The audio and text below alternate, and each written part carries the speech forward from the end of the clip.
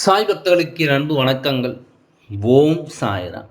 என் அன்பு குழந்தையே, உனக்கு துரோகம் செய்தவர்களுடைய நிலைமை இப்பொழுது எப்படி இருக்கிறது என்பதை மட்டும் இந்த சாயப்பா என்று உனக்கு சொல்ல வரவில்லை.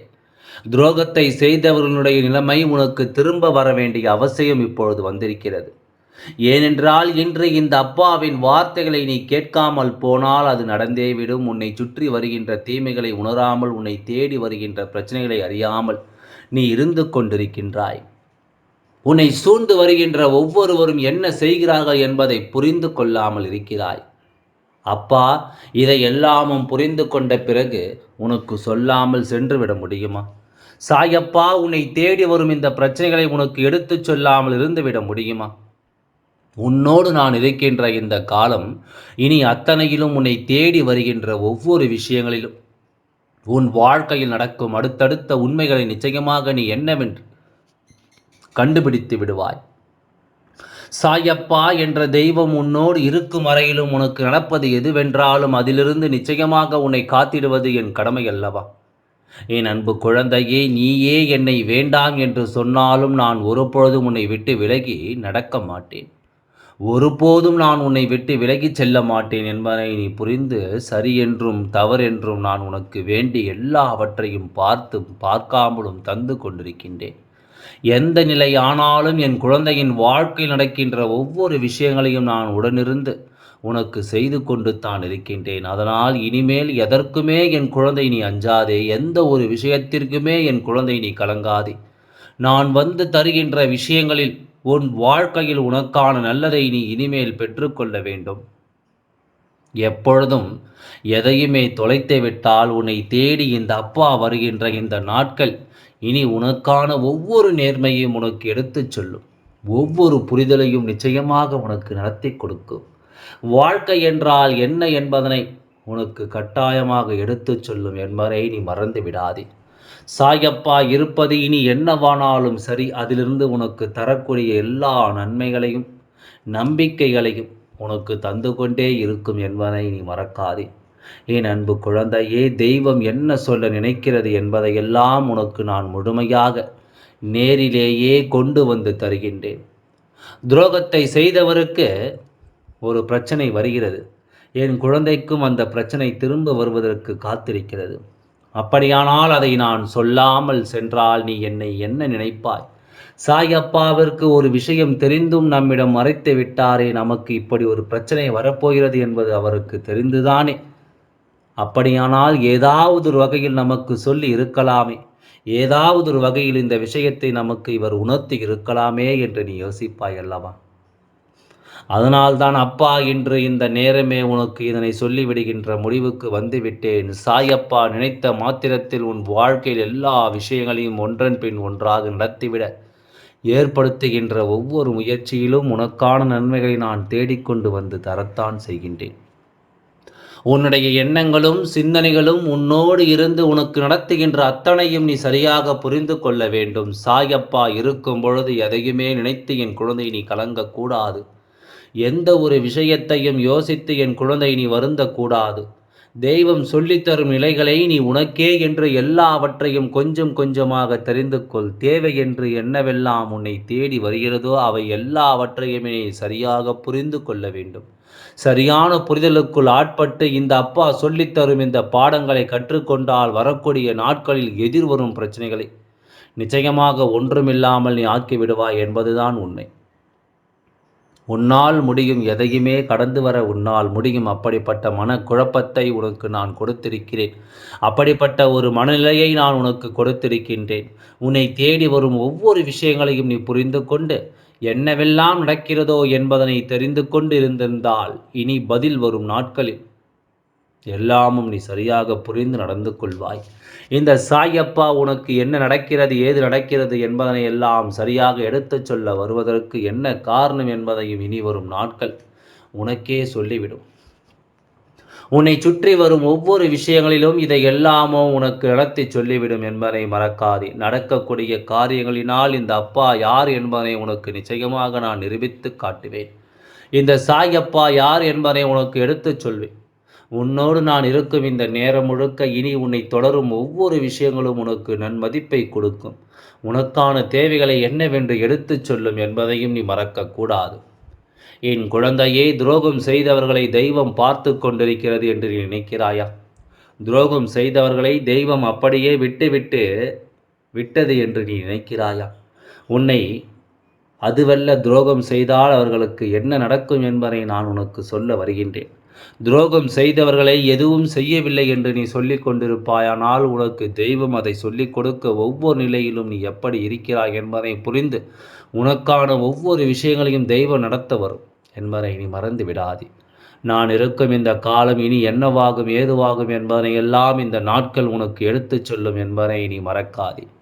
துரோகத்தின் வழி என்னவென்று உன்னிடம் கேட்டால்தானே நல்லபடியாக நீ சொல்வாய். என் குழந்தைக்கு மட்டுமே தெரிந்திட்ட விஷயம், ஏனென்றால் என் குழந்தை அனுபவித்தது எத்தனை என்பதனை நான் அறிந்திருக்கின்றேன். என் குழந்தை புரிந்து கொண்டது எத்தனை என்பதனை நான் தெரிந்து வைத்திருக்கின்றேன்.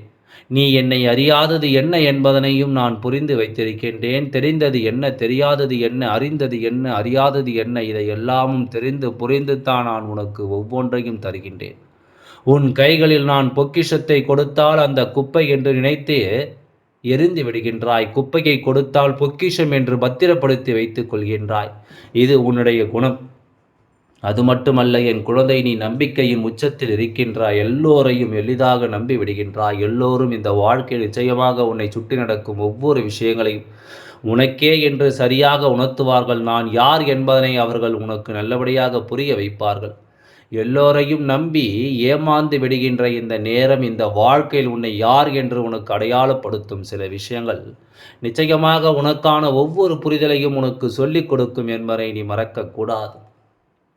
உனக்கான இந்த வாழ்க்கை நல்லபடியாக உணர்த்தி கொடுக்கும் என்பதை நீ மறக்கக்கூடாது.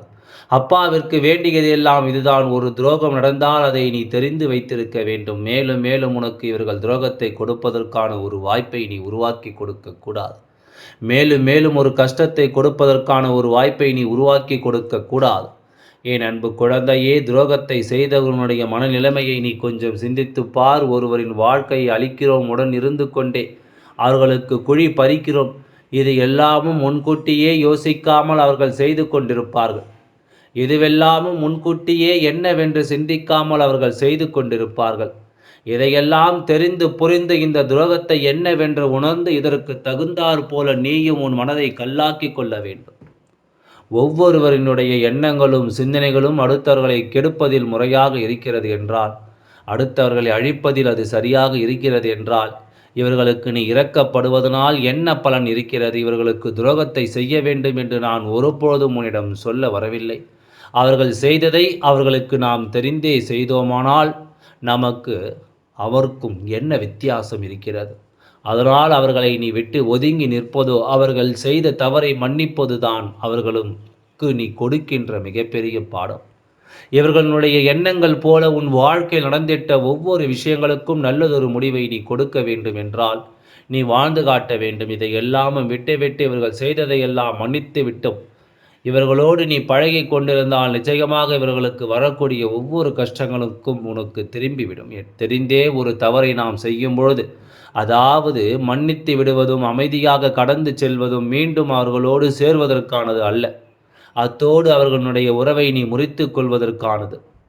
ஆனால் நீ மீண்டும் மீண்டும் அவர்களோடு தான் பழகுவேன் என்று பழகி கொண்டிருந்தால் அது உன்னுடைய வாழ்க்கையின் உச்சகட்ட வேதனையாகும். துரோகத்தை தலையில் வாரி தட்டுகிறாய் என்றல்லவா அர்த்தம் ஆகிவிடும் என் குழந்தையே. இங்கு நான் சில குழந்தைகளை பார்க்கிறேன். மனதிற்குள் ஒருவரை நினைக்கிறார்கள், ஆனால் இன்னொருவரோடு வாழ்க்கை நடத்துகிறார்கள். மனதில் இருப்பவர் கொடுக்கின்ற கஷ்டத்திற்காக தன்னோடு உண்மையான அன்பை வெளிப்படுத்தி வாழ்கின்ற அவர்களை காயப்படுத்துகிறார்கள். இதுவெல்லாம் எத்தனை பெரிய துரோகம் தெரியுமா? இந்த துரோகத்தை செய்தவனுக்கு வாழ்க்கையில் எப்பொழுதும் மன்னிப்பு என்பதை கிடையாது. அவன் அதே துரோகத்தால் தான் வீழ்ந்து போவான் என்பது உண்மை. யாரை நம்பி தன்னோடு இருப்பவர்களை அவமானப்படுத்துகிறார்களோ அவர்களாலேயே அவமானப்பட்டு நிற்பார்கள். அவர்களால் தான் இவர்களுக்கு ஒரு கஷ்டம் நிச்சயமாக வரும். இது போன்ற ஒவ்வொரு விஷயங்களையும் ஒவ்வொரு சூழல்களையும் புரிந்து கொண்டும் ஒவ்வொரு எண்ணங்களையும் என்னவென்று தெரிந்து கொண்டும் இந்த வாழ்க்கையில் உனக்கு நடக்கும் அத்தனை விஷயங்களையும் நீ புரிந்து கொள்ள எப்பொழுதும் தயாராக வேண்டும். உனக்கு நடப்பது என்னவென்று நீ முதலில் உணர வேண்டும். துரோகம் அல்லவா இது? என்ன விளையாட்டு காரியமா? நம்பிய ஒருவர் நமக்கு கொடுக்கின்ற துரோகத்தை நாம் எப்படி எதிர்கொள்ள வேண்டும்? இதை நான் எப்படி புரிந்து கொள்ள வேண்டும் என்பதை சற்று சிந்தித்து உன்னுடைய முன்னிலையில் நின்று நான் உனக்காக கொடுக்கும் எல்லாமும் இனி உன்னை எப்பொழுதுமே நல்லபடியாக வழிநடத்தும், வாழ வைக்கும் என்பதை நீ மறக்காதே. எந்த காலகட்டத்தில் இந்த வாழ்க்கை உனக்கு சந்தோஷத்தை கொடுக்குமோ, எந்த நேரத்தில் இந்த வாழ்க்கை உனக்கு நன்மதிப்பை கொடுக்குமோ, அதே நேரத்தில் நான் சொல்வது போல உனக்கு எல்லா விஷயங்களையும் சரியாக நடத்திவிடும். பக்குவம் உனக்குள் வந்துவிடும். துரோகத்தை செய்தவர்களுக்கு சரியான பாடத்தை உன்னால் மட்டுமே கற்றுக் கொடுக்க முடியும்.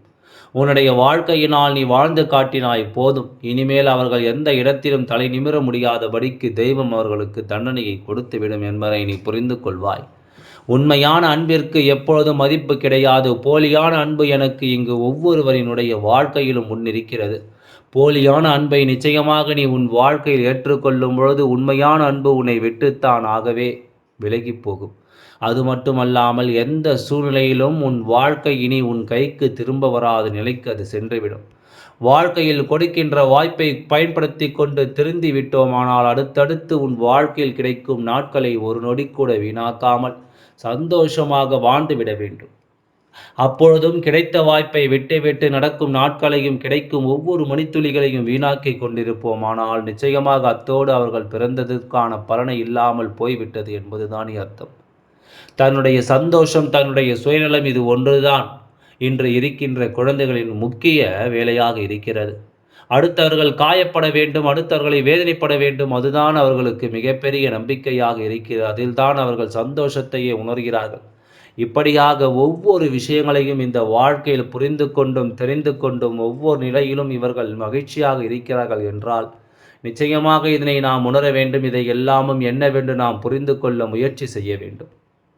நமக்கு நடக்கும் எல்லாவற்றையும் நாம் தெரிந்து நடந்து கொள்ள வேண்டும் என்பதையும் நீ மறக்காதே.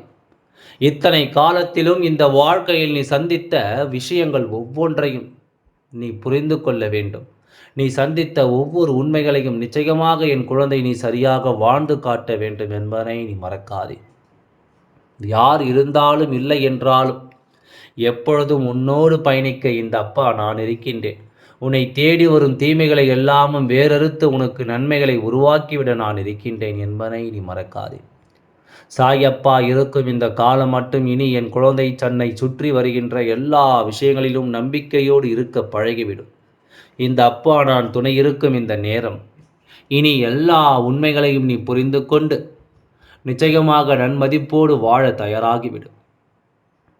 என்ன நடந்தது, ஏது நடந்தது என்பது எல்லாமும் இனி வரும் நாட்கள் உனக்கு கட்டாயமாக சரியாக எடுத்து சொல்லிவிடும் என்பதையும் நீ மறக்காதே. தேவையில்லாதது என்று இங்கு எதுவும் கிடையாது. உனக்கு தேவையான விஷயங்கள் ஒவ்வொன்றையும் நான் சரியாக நடத்தி கொடுக்கும் பொழுது என் குழந்தை அந்த நேரத்தில் அதை நீ புரிந்து கொண்டாலே போதும். உனக்கு எந்த ஒரு தீமைகளும் நடக்காதபடிக்கு இந்த வாழ்க்கை உனக்கு அத்தனை விஷயங்களையும் சொல்லிவிடும். அடுத்தடுத்த நேரங்களை என் குழந்தை நீ சரிவர புரிந்து கொள்வாய்.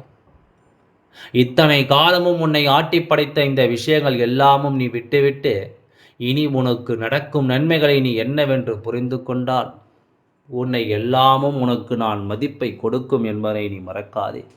என் அன்பு குழந்தையே, நீ நினைக்கின்றாய் சாயப்பா நாம் தினம் தினம் அவரிடம் வேண்டிக் கொள்கின்றோம், ஆனால் அவர் நமக்கு எதையுமே செய்து தர மாட்டேங்கின்றார் என்று நீ நினைக்கின்றாய். நேரம் வரும்பொழுது எல்லாம் உனக்கு கைகூடி தானாகவே உன் கையில் வந்து சேரும். அதை மட்டும் நீ தெரிந்து கொண்டால் போதும். அவசரம், வாழ்க்கையில் அவசரம் என்பது வேண்டாம். வாழ்க்கையில் அவசரமே வேண்டாம் என்று உன் அப்பா நான் சொல்கின்றதற்கு ஒரு முக்கிய காரணம் இருக்கிறது. என்ன தெரியுமா? அவசரப்பட்டால் வாழ்க்கையில் எதுவுமே நிலையாக கிடைக்க பெறாது. உனக்கு துரோகம் செய்தவர்களுடைய நிலைமை அவர்கள் இப்பொழுது வேண்டுமானால் நன்றாக இருக்கலாம். பிற்காலத்தில் இன்னும் சிறிது நாட்களிலேயே அவர்கள் உனக்கு துரோகம் செய்ததற்கான பலனை நிச்சயமாக அவர்கள் பெற்றே தீர்வார்கள். அதில் எந்தவித மாற்று கருத்தும் கிடையாது. அது அவர்களுக்கு கிடைக்கும் பொழுது அந்த கர்மாவானது அவர்களை நிச்சயமாக சும்மா விடாது. நீ பெற்ற துன்பங்கள் அனைத்தும் அவர்களுக்கு அந்த கர்மாவால் அது நிறைவேற்றப்படும். அப்பொழுது நீ தெரிந்து கொள்வாய் அவர்கள் எப்படியெல்லாம் கஷ்டப்பட்டு கொண்டிருக்கிறார்கள் என்பதை நீயே கண்கூடாக பார்த்து கொள்வாய். எல்லாம் நன்மைக்கு. ஓம் சாய்ராம். நன்றி, வணக்கம்.